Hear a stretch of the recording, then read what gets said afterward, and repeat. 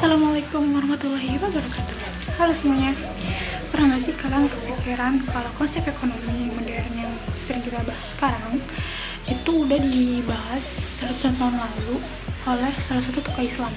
Siapa sih? Nah, di video kali ini aku bakal bahas salah satu tokoh keren dalam sejarah ekonomi Islam, yaitu Ibn Khaldun. Walaupun beliau hidup jauh sebelum zaman modern, ternyata pemikiran tentang ekonomi relate banget sama kondisi sekarang. Di sini aku bakal bahas 3 artikel jurnal yang udah aku baca tentang pemikiran ekonomi menurut Ibn Khaldun, mulai dari konsep produksi, peran pemerintah, sampai mekanisme pasar. Yuk langsung aja masuk ke pembahasannya. Kita masuk ke artikel yang pertama. Artikel yang pertama ini membahas tentang kontribusi besar Ibn Khaldun dalam perkembangan ekonomi Islam. Di artikel ini dijelaskan kalau Ibn Khaldun itu bukan cuma ahli sejarah, tetapi ia juga punya pemikiran ekonomi yang sangat maju di zamannya. Beliau menjelaskan kalau kekuatan ekonomi suatu negara sebenarnya berasal dari masyarakatnya. Jadi bukan soal banyaknya uang atau sumber daya alam, tapi lebih ke seberapa produktif masyarakatnya dalam bekerja, berdagang, dan berproduksi. Yang paling menarik menurut aku adalah teori tentang tenaga kerja. Menurut Ibn Khaldun, nilai suatu barang bisa muncul karena adanya usaha dan kerja manusia. Misalnya nih, sebuah baju bisa memiliki harga karena ada orang yang mendesain, menjahit, dan menjualnya. Jadi, kerja manusia memiliki nilai ekonomi yang penting banget. Selain itu, beliau juga membahas tentang pajak. Menurut Ibn Khaldun, pajak yang terlalu tinggi itu bisa membuat masyarakatnya malas usaha. Karena mereka tuh merasa terbebani, di mana bumi dipijak, di situ aku dipajak. Sedangkan ketika pajaknya itu seimbang, masyarakat tuh jadi semangat dalam bekerja, dalam berusaha gitu. Jadi ekonomi itu bisa berkembang. Kalau dipikir-pikir lagi, ini relate banget sama kondisi sekarang. Terkadang masyarakat kecil atau pelaku usaha itu merasa terbebani karena biaya dan pajak yang terlalu tinggi.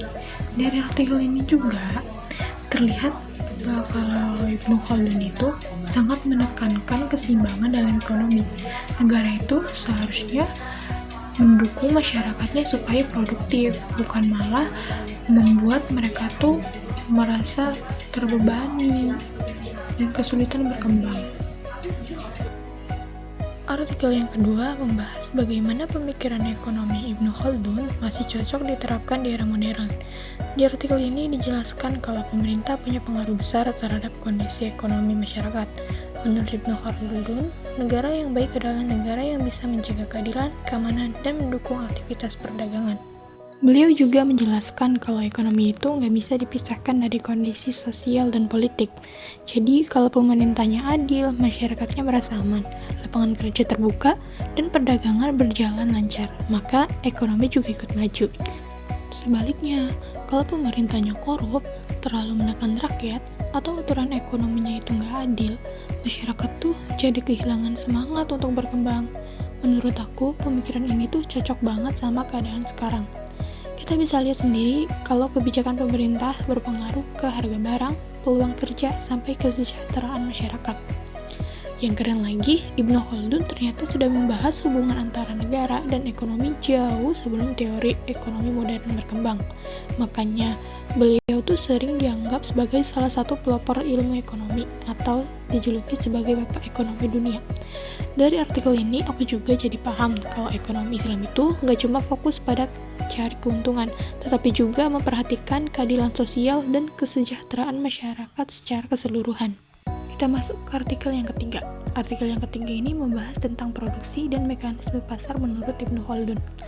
Di artikel ini dijelaskan kalau harga barang itu dipengaruhi oleh permintaan dan penawaran. Jadi, kalau barangnya sedikit tapi banyak yang cari, harga itu bakal naik. Sebaliknya, kalau barangnya banyak, harga itu bisa turun. Jujur aja, pas baca ini, aku jadi langsung kepikiran kalau konsep ini tuh mirip banget sama teori ekonomi modern yang kita pelajari sekarang. Ibnu Khaldun juga menjelaskan kalau pasar itu harus berjalan secara jujur dan adil. Beliau nggak setuju kalau ada manipulasi harga, monopoli, atau penimbunan barang demi keuntungan pribadi. Contohnya kayak sekarang nih, kadang ada oknum yang menyimpan barang dalam jumlah besar supaya harga naik. Nah, menurut Ibnu Khaldun, tindakan kayak gitu tuh bisa merugikan masyarakat dan merusak keseimbangan ekonomi. Beliau percaya kalau pemerintah tetap perlu mengawasi pasar supaya aktivitas ekonomi berjalan sehat dan gak ada pihak yang dirugikan. Menurut aku, pemikiran ini penting banget karena kondisi pasar zaman sekarang juga masih sering mengalami masalah yang sama. Jadi, walaupun Ibnu Khaldun hidup ratusan tahun lalu, pemikirannya tetap relevan buat dunia ekonomi modern. Kalau dilihat secara keseluruhan, ketiga artikel ini sebenarnya saling menyambung. Artikel yang pertama fokus membahas tenaga kerja dan produktivitas masyarakat. Artikel yang kedua membahas peran pemerintah dalam menjaga ekonomi. Sedangkan artikel yang ketiga itu membahas pasar dan mekanisme harga. Dari semua itu, kita bisa lihat kalau Ibnu Khaldun punya pemikiran ekonomi yang lengkap banget. Beliau gak cuma mikirin soal keuntungan, tetapi juga memikirkan kesejahteraan masyarakat, keadilan sosial, dan keseimbangan ekonomi. Menurut aku, itu yang bikin pemikiran Ibnu Khaldun masih sering dipelajari sampai sekarang. Banyak konsep beliau yang ternyata mirip dengan sistem ekonomi modern.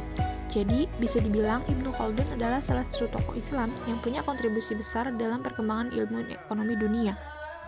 Jadi, dari tiga artikel yang sudah aku bahas tadi, bisa disimpulkan kalau pemikiran ekonomi Ibnu Khaldun masih sangat relevan sampai sekarang. Beliau juga ngajarin kalau ekonomi yang baik itu bukan cuma soal mencari keuntungan, tetapi juga soal keadilan, keseimbangan, dan juga kesejahteraan masyarakat. Selain itu, pemikiran beliau juga menunjukkan kalau ekonomi Islam punya konsep yang lengkap dan bisa diterapkan dalam kehidupan modern. Sekian presentasi dari aku, terima kasih sudah